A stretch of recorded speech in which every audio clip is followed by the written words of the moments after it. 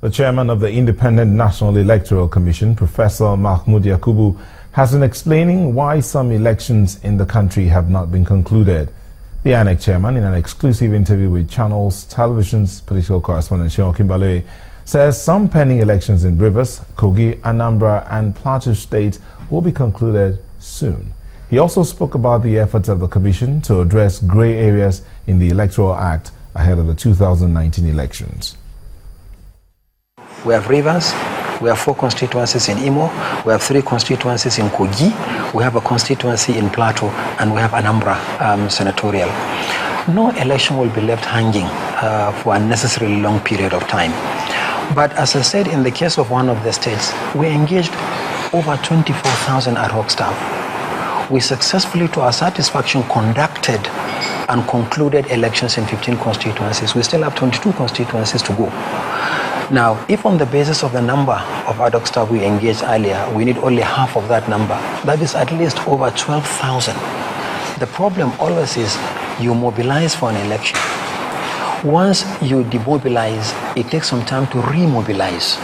Remember, we have to engage the staff. They have to be assured of their security, in which case we need to also consult with the security agencies because we don't secure the voting environment for voters, our own staff and material.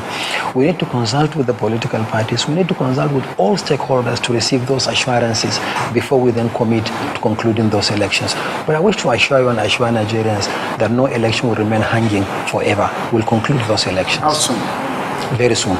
There are 2 issues. Some lawyers are of the opinion that the 2015 amendment to the Electoral Act has obviated the need for any new legal provision to, if you like, legalize the use of the card reader.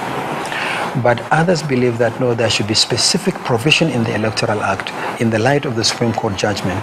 And these 2 approaches are going hand in hand. While we are looking at the Electoral Act Amendment 2015, there are also efforts in the National Assembly by some private members of the National Assembly to introduce amendment to the Electoral Act to make the card reader legal. So we look forward to the 2 approaches, but instead of specifically making the card reader legal as a card reader, maybe we should have some generic description of the deployment of technology in elections, because the card reader is a piece of technology, so that if tomorrow, because of development in technology, INEC decides to introduce something else, not the card reader, somebody will not go to court and say, no, the law specifically provides for the card reader. So these approaches are going on in tandem. Electronic voting must be on the agenda, because that is the way to go. But it may not be here and now.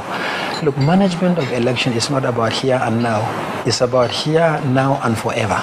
So I'm sure these innovations will be introduced as we approach, if not the 2019 elections, other elections, they will come.